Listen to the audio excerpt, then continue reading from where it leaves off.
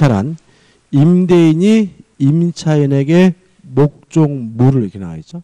다시 말하면 임대차의 객체는 물건입니다. 따라서 토지일 수도 있고 건물일 수도 있고 동산일 수도 있고요. 사용 수익하게 할 것을 약정하고 낙성계약입니다. 따라서 실제로 사용 수익하게 해야 성립하는 것이 아니라 사용 수익하게 할 것을 약정만 하면 성립하고요. 임차인이 이에 대하여 차임을 반드시 차임을 지급하기로 해야 됩니다. 왜냐하면 차임을 지급하기로 한 약정이 없어서 무상이면 임대차가 아니라 뭐가 되죠? 사용대차가 되기 때문에 반드시 차임을 지급하기로 하는 약정이 있어야 되고요. 내용 읽어보시고 그 다음에 넘겨보시면 법률적 성질 나와 있는데 큰 의미가 없고 그 다음에 3번 임대차의 존속기간인데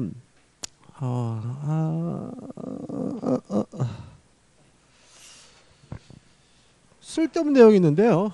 일단 최장기간에 대해서는 무제한입니다. 무제한.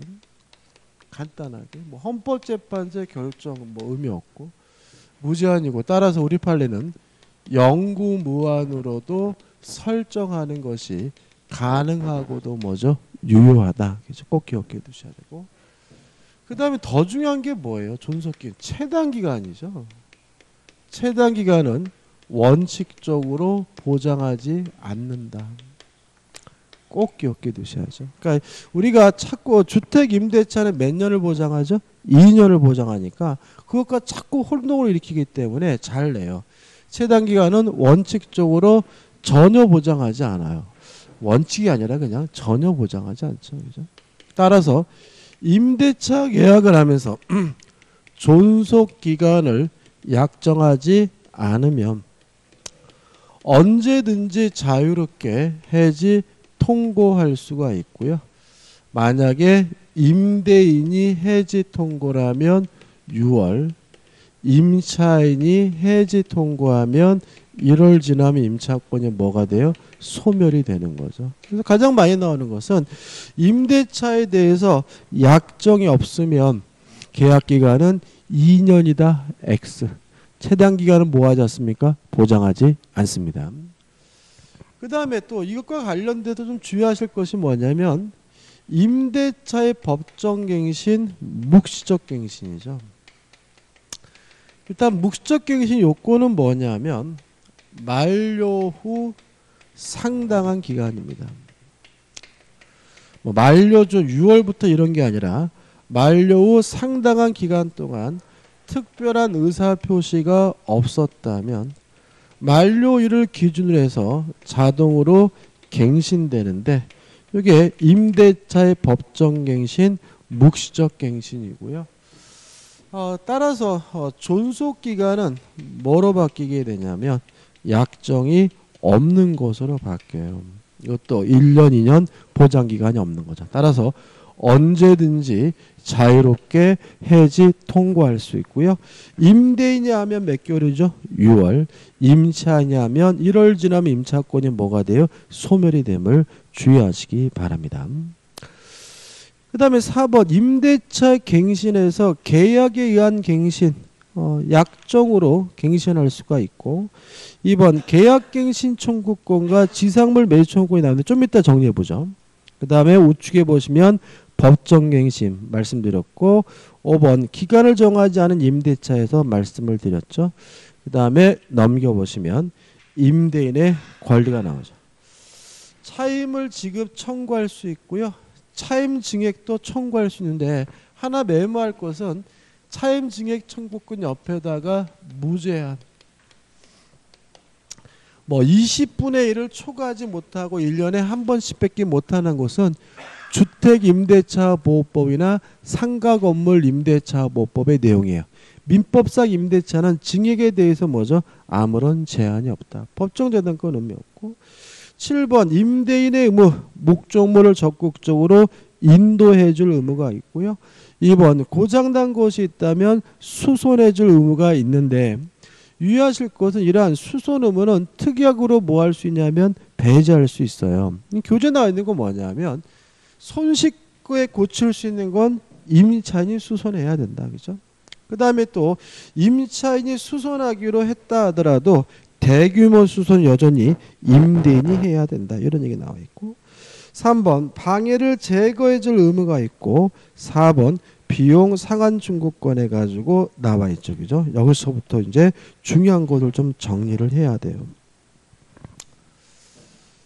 자, 일단 임차인은 비용은 필요비도 청구할 수 있고 유익비도 청구할 수가 있습니다.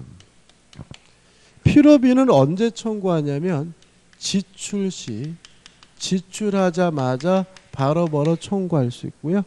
유익비는 임대차 종료 시에 청구하게 되고요. 행사 기간에 제한이 있는데 이 목적 물건을 임대인에게 반환한 때부터 6개월 내에만 행사할 수 있음을 주의하시 바라고 요 비용 상한 청구권에 관한 민법 규정은 임의 규정이기 때문에 특약으로 뭐 할 수 있죠? 배제할 수가 있고요. 또 필요비 유익비는 목적물에 관해 생긴 채권이기 때문에 뭘 행사할 수 있죠? 유치권을 행사할 수가 있다. 깔끔하게 정리하셔야 되고요. 시험에 잘 나옵니다. 이것과 같이 정리될 것이 뭐냐면 임차인이 살면서 뭔가를 부속시켰어요. 부속시킨 물건이 만약에 원칙에 따라서 부합을 했다면 이때는 임대인 소유가 되기 때문에 임차인은 임대인에게 뭘 청구하냐면 유익비 상환을 청구합니다.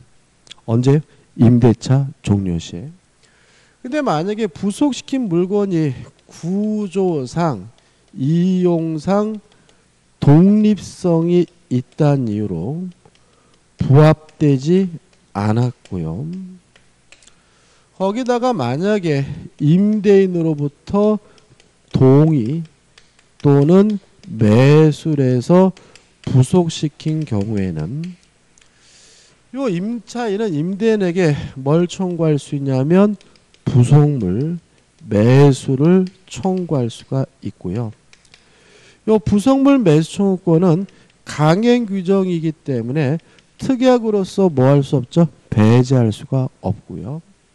또 부속물 매수 청구권은 형성권이기 때문에 임대인은 뭐 하지 못하죠? 거부하지 못하죠. 따라서 임차인이 부속시킨 물건에 대해서 부속물 매수를 청구하려면 두 가지 요건이 필요합니다. 가장 중요한 요건은 구조상 이용상 독립성이 있다는 이유로 뭐 되지 않았어야 돼요? 부합되지 않아야 된다. 부합되면 부속물 매수를 청구하는 것이 아니라 유익비 상환 청구권으로 가고요. 두 번째, 임대인으로부터 동의 또는 매수해서 부속시켜야 된다. 만약에 부합되지 않았더라도 무단으로 증축하거나 부속시킨 경우에는 뭘 청구하지 못하죠?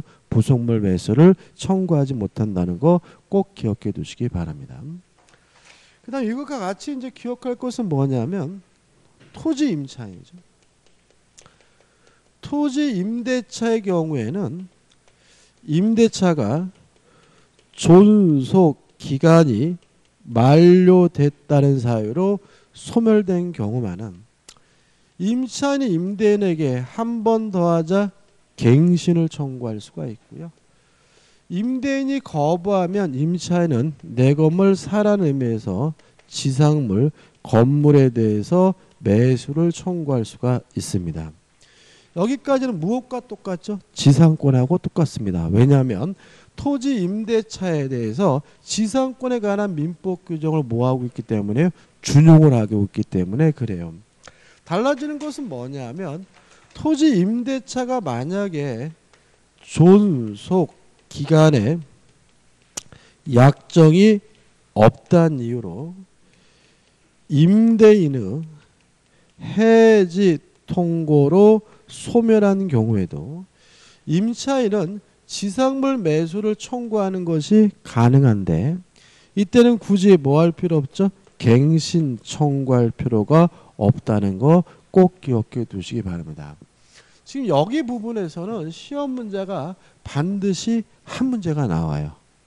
그러니까 제가 점유권에서는 점유자와 회복자는 반드시 나온다 그랬죠. 그죠? 그런 것처럼 임대차에서는 요 비용하고 부속물 매수 청구권, 지상물 매수 청구권 해가지고 반드시 몇 문제를 내요? 한 문제를 꼭 내게 돼 있고요. 좀 낼 때는 뭐죠? 까다롭게 내기 때문에 확실하게 정리하셔야 돼요. 그러니까 복잡하게 다양하게 하는 것이 아니라 체계적으로 깔끔하게 명확하게 내 것으로 뭐죠? 만들 필요가 있다는 거 다시 한번 강조해 말씀드리고 이렇게 좀 정리하시면 됩니다. 끝입니다. 그 다음에 169페이지 오시면 임차인의 권리에서 임차권 특별한 건 없고요. 물권이 아니라 뭐죠? 채권입니다. 따라서 제3자에게 대항할 수가 없는데 하단에 등기라면 제3자에게 대항할 수가 있고요.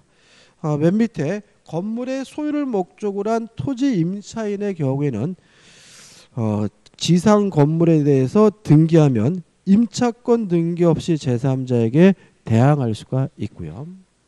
넘겨보시면 또 부속물 애초권 나왔죠. 설명드렸고 그 다음에 임차인의 의무에서 차임을 지급할 의무가 있다. 끝. 밑에서 네 번째 줄 차임 연체와 계약의 해지에서 이익의 차임을 지급하지 않으면 임대차 계약을 해지당한다. 그 다음 맨 밑에 임차인은 임대차 목적물을 반환할 때까지 선량한 관리자로서 주의해서 보관해야 하고요. 171페이지 오시면 임차권의 양도와 임차물의 전대 제한인데 임차권은 임대인의 동의 없이는 양도하거나 전대할 수가 없다.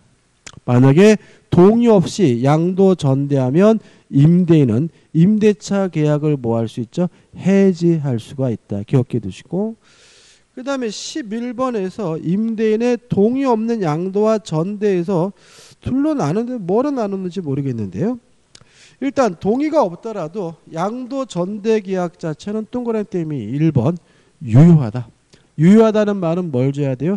책임을 져야 되니까 임차인은 임대인으로부터 동의를 받아줄 책임을 부담하고요. 동의를 받지 못한다면 담보 책임을 지게 되고요. 2번 임대인과 양수인과의 관계. 양수인은 자신의 임차권을 가지고 임대인에게 대항하지 못한다. 끝이고요. 3번 임대인과 임차인 관계. 무단으로 양도했다는 이유로 임대차 계약을 뭐 할 수 있죠? 해지할 수가 있다죠. 그 다음 넘겨보시면 2번 임대인의 동의 없는 임차물의 정대도 같은 내용이니까 한번 읽어보시면 되겠죠. 그 다음에 동의 있는 양도와 전대도 한번 쭉 보시기 바랍니다. 특별히 따로 설명드릴 건 없어요. 그 다음 173페이지 오시면 임대차의 종료 원인에서 1번 존속기간이 만료가 되면 존속기간이 만료 임차권은 뭐죠? 소멸된다. 그 다음 2번 해지통고죠. 그러니까 해지통고라는 것은 뭐냐면 바로 임차권이 소멸되는 것이 아니라 임대인이 했으면 6월, 임차인이 했으면 1월 지나면 임차권이 소멸되는 경우인데 첫 번째는 존속기간의 약정이 없는 경우가 대표적이고요. 두 번째는 교재에 나와 있는 것처럼 이해가지고 약정 해지 사유가 있는 경우죠. 다시 말하면 약정 해지 사유가 있으면 해지 통고할 수 있고요. 임대인이 하면 6개월, 임차인이 하면 1월 지나면 임차권이 소멸되고요. 세 번째 임차인의 파산 선고죠.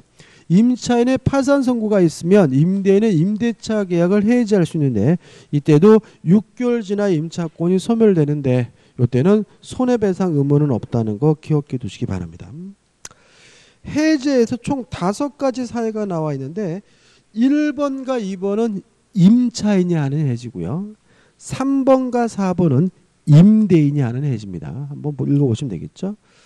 그 다음 임대차 종료 효과에서 원상 회복하고 돌려줘야 된다. 그 다음에 넘겨보시면 보증금 해가지고 나와 있는데 한 가지만 잊지 않으시면 됩니다. 양가리 2번에서 보증금이 효력해서 2죠.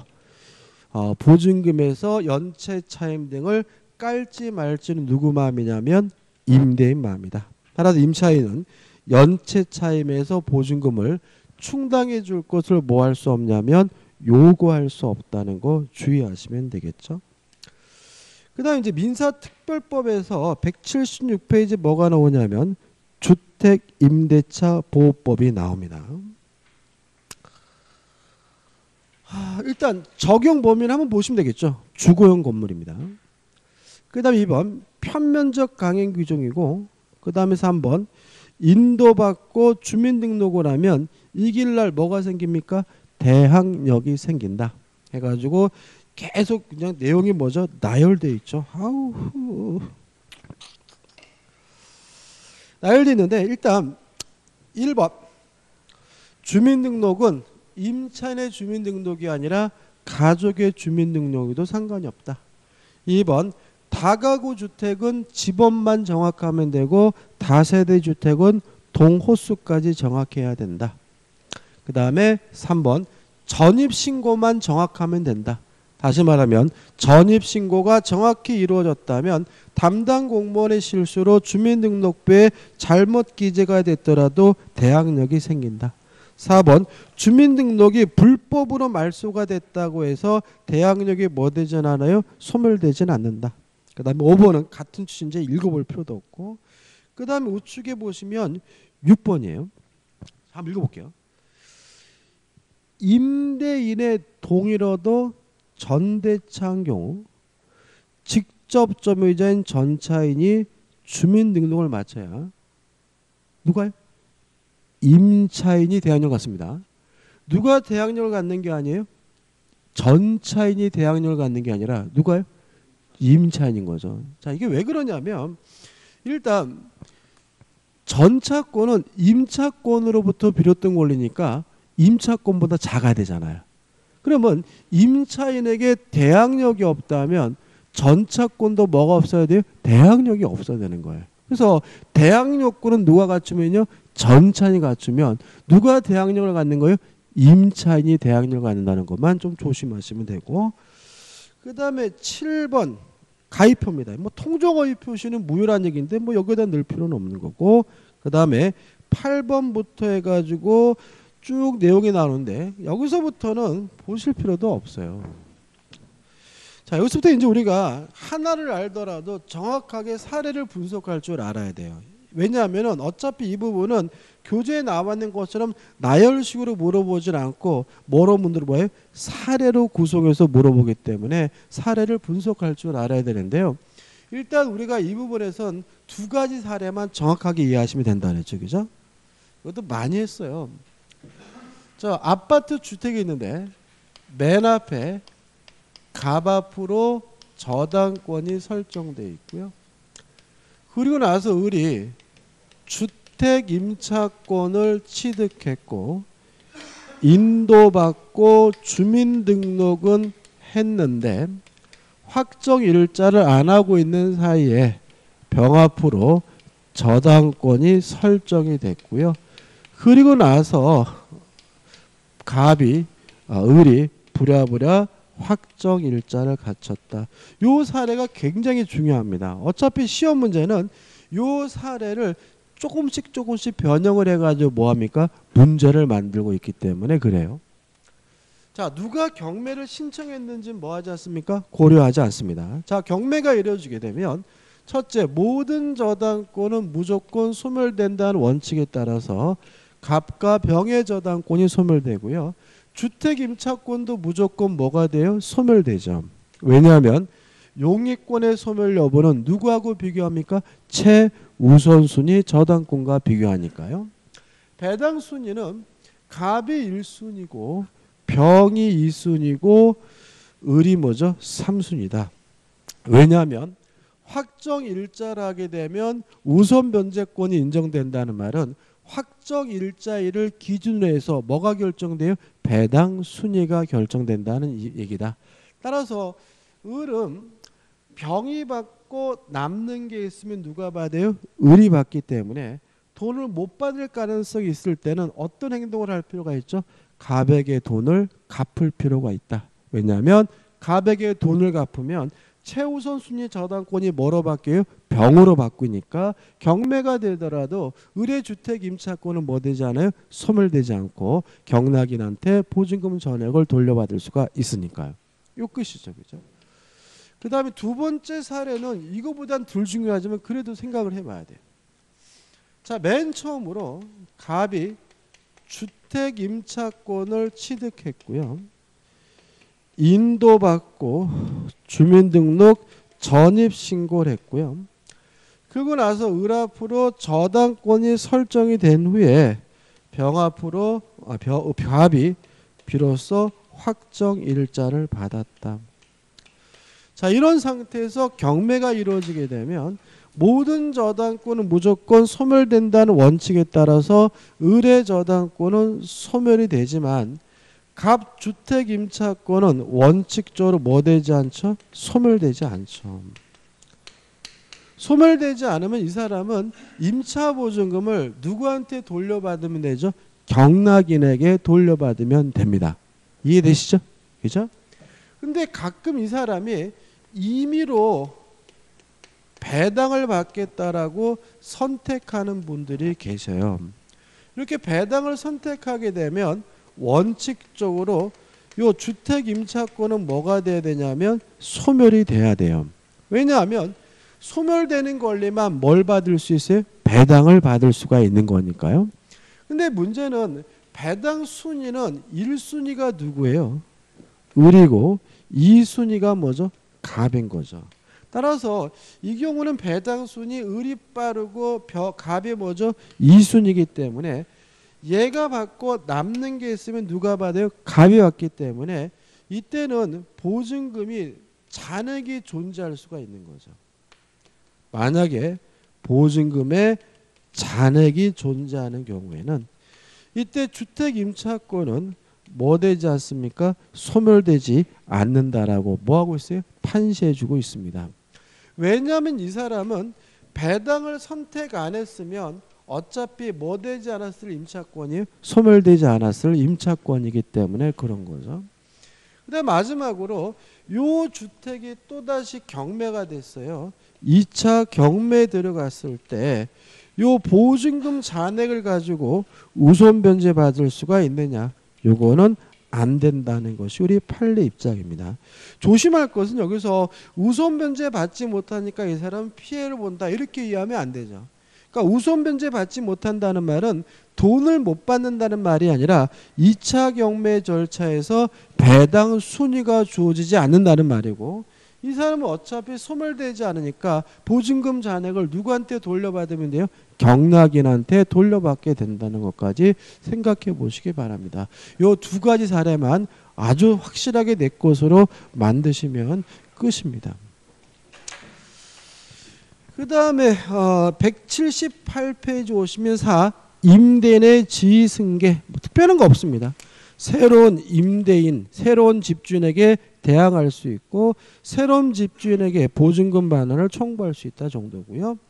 근데 179페이지 오시면 보증금의 우선 변제 또 막 나열해 놨는데 이런 거 다 의미 없습니다. 그죠? 다시 말하면 요 두 가지 사례만 정확하게 내 것으로 만들면 돼요. 자, 180페이지 올게요. 자, 소액 임차인의 보증금 중 일정액의 우선 변제가 나와요. 자, 이거는 제가 원래 설명 잘 안 드리는데 오늘은 설명 드리려고 하는데 지금까지 제가 설명 안 드린 이유는 뭐예요?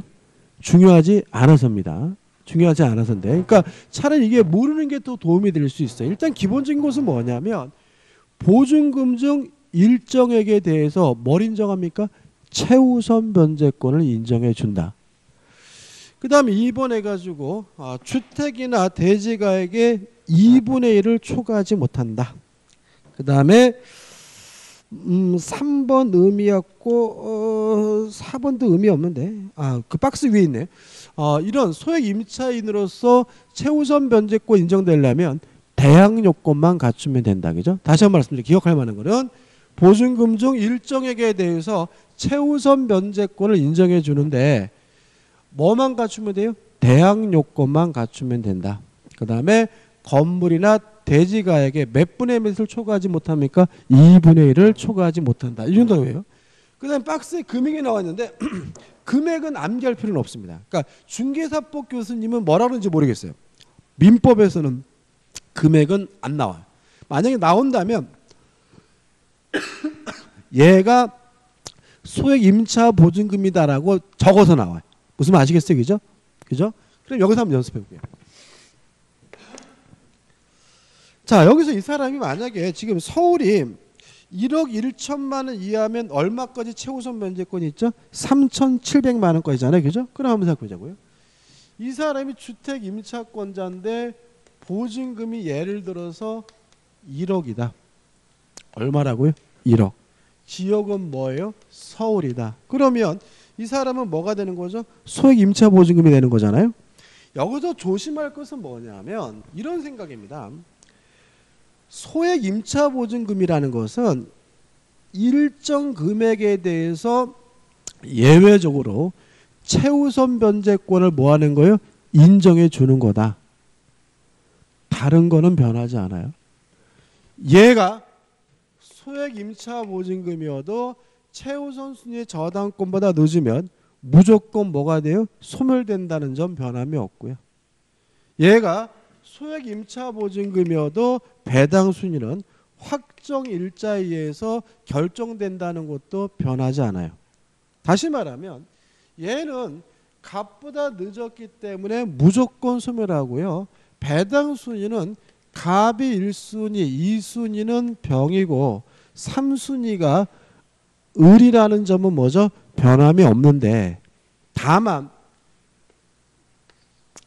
3,700만 원에 대해서만은 별도로 뭘 인정해요? 최우선 변제권을 인정해 준다. 이렇게 위에 하나 어떻게 해요? 더 붙이는 것으로 이해하면 되는 거예요.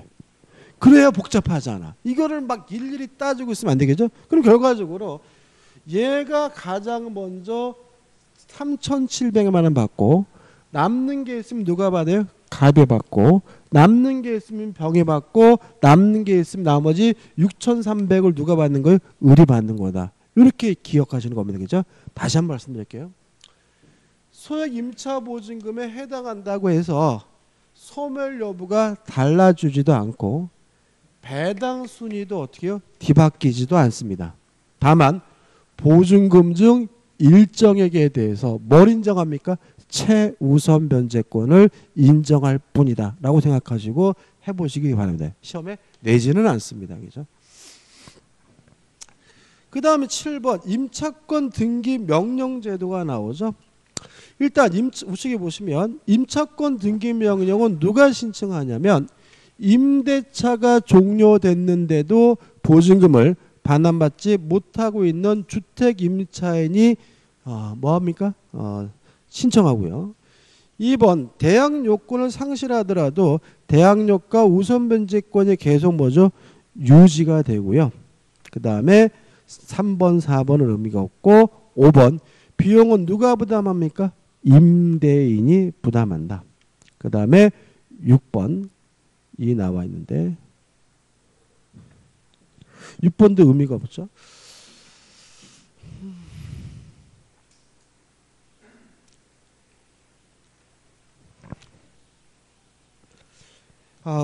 메모할 게 있죠. 그죠? 중요한 게 빠졌는데요. 하나 적으면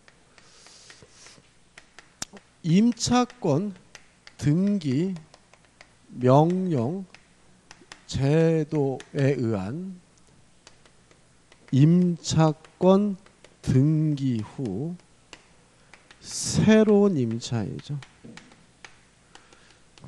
임차권 등기 명령제도에 따른 임차권이 등기가 이루어지고 나서 또 누가 새롭게 임차인이 됐어요. 이 사람에게 요건을 갖추면 대항력과 우선 변제권은 인정해 줘요. 이 사람에게. 그렇지만 뭐는 보호하지 않습니까? 소액 임차인으로서 최우선 변제권 인정되지 않는다. 요거는 좀 메모하시고 꼭 기억해 두시기 바랍니다. 그 다음 8번 집행개시 요건에 관한 특례 나와 있는데 이게 무슨 말이에요? 집 비워주지 않아도 경매 신청할 수 있다. 그러면 집을 언제 비워주면 되느냐? 실제로 보증금을 수령할 때 뭐 하면 돼요? 집을 비워주면 된다. 다시 말하면 전세권자와 달리 주택 임차인은 집을 비워주지 않아도 뭐 할 수 있습니까? 경매를 신청할 수 있고요. 언제 집을 비워주면 됩니까? 임차보증금을 실제 수령할 때 비워주면 된다. 존속기간, 채당기간 몇 년 보장하죠? 2년을 보장한다. 그 다음 넘겨보시면 법정갱신해가지고 만료전 6월부터 1월 사이에 임대인이 나가라고 안 하고 임차인이 만료전 1월까지 나가겠다고 안 했다면 자동으로 갱신되는데 주의하실 것은 3이죠. 법정갱신되면 존속기간은 또다시 몇 년입니까? 2년입니다. 다만 임차인은 언제든지 자유롭게 해지 통지할 수 있고요. 3월이 경과하면 임차권은 뭐 하게 됩니까? 소멸되게 됩니다. 꼭 기억해 두시고. 그 다음에 10번. 임차권도 재산권이에요. 상속이 되죠. 그죠? 근데 사실혼 관계에 있는 배우자는 상속권 없습니다. 그죠? 왜? 부부가 아니니까.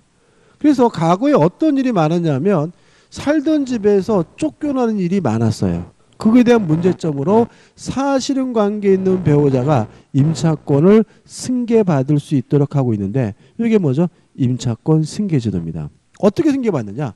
임차인이 사망했는데 상속인이 없다면 단독으로 승계받고요.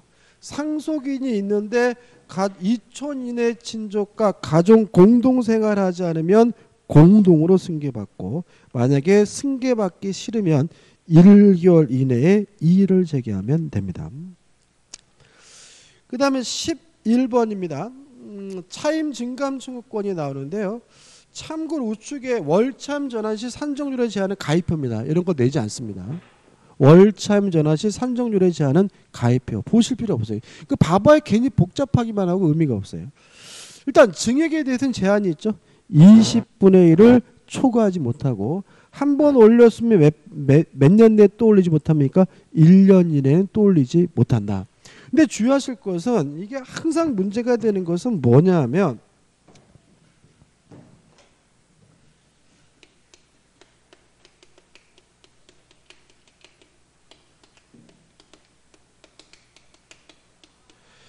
계약 기간 중 일방적으로 증액하는 경우에만 뭐죠? 제한인 거죠. 그죠? 따라서 만약에 재계약을 하면서 증액을 하는 경우에는 뭐예요? 무제한이다. 이해되시죠? 그죠? 다시 말하면 20분의 1을 초과하지 못하고 1년에 한 번씩 뺏기 못하는 것은 계약 기간 중 일방적으로 증액하는 경우에만 제한이니까 재계약을 하면서 증액하는 경우에는 아무런 제한이 없다는 거 꼭 기억해 두시기 바랍니다. 그 다음에 상가 건물 임대차 보호법이 나오죠. 적용 범위. 모든 상가 건물에 대해서 다 적용되는 것은 아니고 환산 보증금이 일정 금액을 초과하지 않는 경우에만 적용되는데 환산 보증금은 어떻게 계산합니까? 보증금 더하기 월세 곱하기 100이죠. 이게 뭐죠? 환산 보증금이고요. 서울 기준 하면 요거를 얼마 초과하면 됩니까? 9억을 초과하지 않아야 상가 건물 임대차 보호법이 적용이 됩니다. 다른 지역은 뭐에 신경 쓸 필요가 없고요. 뭐죠? 서울만 9억을 초과하지 않아야 상가 건물 임대차 보호법이 적용이 돼요. 그럼 여기서 이제 우리가 생각해 볼 것은 뭐냐면 9억을 초과하면 어떻게 할 거냐? 그러니까 9억을 초과하면 상가 건물 임대차 보호법이 적용되지 않는다는 말은 원칙적으로 뭘 적용해 줘야 된다는 거예요? 민법이 적용된다는 거죠. 뭐가요? 민법. 그죠? 그래서 우리가 민법상 임대차를 아무짝에도 쓸모없는 거 생각하시는 분들 굉장히 많아요. 근데 실제로 민법상 임대차가 적용되는 상가가 있고요. 그죠? 상가 9억 넘으면 더 있잖아요. 그죠? 그 다음에 또 토지도 다 뭐가 적용돼요? 민법이 적용되거든요. 그래서 오히려 개수만 놓고 보면 주택임대차보호법보다 민법상 임대차가 적용되는 게 많아요. 근데 주의하실 것은 뭐냐면 184페이지 보시면 중간에 4번이 나와요. 4. 다음 사항은 보증금 금액에 관계없이 모든 상가 건물 임대차에 적용된다. 다시 말하면 1번 보시면 대항력, 계약 갱신 요구권, 권리금 보호 규정, 차임 연체 시 해지 규정, 표준 계약서는 의미가 없죠. 경과 규정도 의미가 없습니다. 그럼 여기서 우리가 적어보자고요. 자, 원칙적으로 민법이 적용되는데 뭐는 인정해줘요? 대항력은 인정해줘요. 그죠? 우선 변제권 인정하지 않습니다. 뭐만 인정할 뿐이에요? 대항력만 인정할 뿐인 거예요. 그죠? 그 다음에 또 계약 갱신 요건 인정되죠? 그죠? 그러면 뭘 인정하지 않아요? 최단 기간 보장하지 않아요. 그죠? 뭘 보장하지 않는다고요? 최단 기간 보장하지 않아요. 또 그 다음에 묵시적 갱신도 상가 건물 임대차가 아니라 뭐가 적용되는 거예요? 민법이 적용되는 거예요. 무슨 말 아시겠어요? 그러니까 예를 들어서 9억이 초과되는 상가 건물을 적어놓고 묵시적 갱신되면 기간이 1년이다. 그럼 뭐라고요? X다. 왜냐하면 1년이 아니라 뭐죠? 존속기간의 약정이 없는 거기 때문에 언제든지 자유롭게 뭐 할 수 있어요? 해지 통지할 수 있는 거니까요. 그 다음에 또 뭐가 나옵니까? 차임 권리금 보호 규정 기억해 두시면 되고, 차임 연체 시 해지 규정 2기가 아니라 몇 기요? 3기다. 2기가 아니라 몇 개요? 3기. 다시 말하면 2기가 아니라 3기를 지급하잖아요. 임대차 계약을 뭐 할 수 있어요? 해지할 수 있다. 이거 적용된다는 거죠. 꼭 기억해 이거예요. 그죠? 시험 알 가능성이 많아요. 우선 변제권 인정되지 않고요. 그 다음에 최단 기간 뭐 되지 않습니까? 보장되지 않고, 그 다음에 묵시적 갱신에 대해서 뭘 적용합니까? 민법이 적용된다. 어차피 틀린 걸 찾아야 되니까 요 세 가지 규정을. 작년에 뭐죠? 우선 변제권이 인정되지 않는다는 게 시험 문제에 나왔어요. 그 다음에 계약갱신 요구에서 5년을 초과하지 않는 범위 내에서 계약갱신을 요구할 수가 있는데요. 이러한 계약갱신 요구에 대해서 임대인이 뭐하지 못하냐면 거부하지 못해요. 다만 총 8가지 사유에 대해서 임대인이 뭐 할 수 있냐면 거부할 수가 있는데, 여기서 조심할 것이 뭐냐면 3. 서로 합의하여 임대인이 임차인에게 상당한 보상을 제공할 것. 다시 말하면 상당한 보상을 제공했다는 이유로 계약갱신 요구를 계약갱신 요구를 거부하려면 뭐가 필요합니까? 서로 합의가 필요하다. 어떻게 나오겠어요? 상당한 보상을 공탁했다. X. 뭐가 필요합니까? 합의가 필요해. 그 다음에 또 기억할 것이 뭐냐면 5조. 임차인이 임차한 건물의 전부 또는 일부를 고의 또는 뭐라고요? 중대한 과실로 파손한 때. 어떻게 나왔겠습니까? 고의 또는 경과실로 파손한 때. 그럼 뭐가 돼요? X가 되는 거죠. 그 다음에 7호 해가지고 임대인이 목적 건물의 전부 또는 대부분을, 뭐가 중요합니까? 대부분이 중요하겠죠. 어떻게 나오겠어요? 전부 또는 일부를 철거하거나 이러면 뭐죠? X다. 뭐 해야 돼요? 대부분이어야 되는 거죠. 그 다음 우측에 오른쪽 면에 가. 임대차 계약 체결 당시입니다. 자, 무슨 말이냐면 재건축 계획을 언제 알려줘야 되냐면 임대차 계약 체결 당시에 알려줘야 돼. 임대차 계약 체결 당시에 알려줬어야 계약갱신 요구에 대해서 임대인이 뭐 하지 못합니까? 거부하지 못합니다. 그 다음에 2번. 잘못했죠? 계약갱신 요구를 이제는 5년이 아니라 몇 년입니까? 10년입니다. 그죠? 5번. 찾으셨나요? 양갈이 2번이네. 2번. 임차인의 계약갱신 요구권은 최초의 임대차 기간을 포함한 전체 임대차 기간이 몇 년이죠? 10년을 초과하지 않는 범위 내에서 인정됩니다. 저는 솔직히 너무 길지 않나요? 10년이면. 이게 좀 너무 긴 것 같아요. 그러니까 이게 건물주 입장에서는 좀 그런 것 같아요. 그 다음에 이제 권리금 보호 규정인데, 한번 읽어보시되, 올해는요, 시험 문제가 나올 때가 정해졌어요. 그러니까 상가 건물 임대차 보호법은 나올 때가 정해졌어요. 이유가 있는데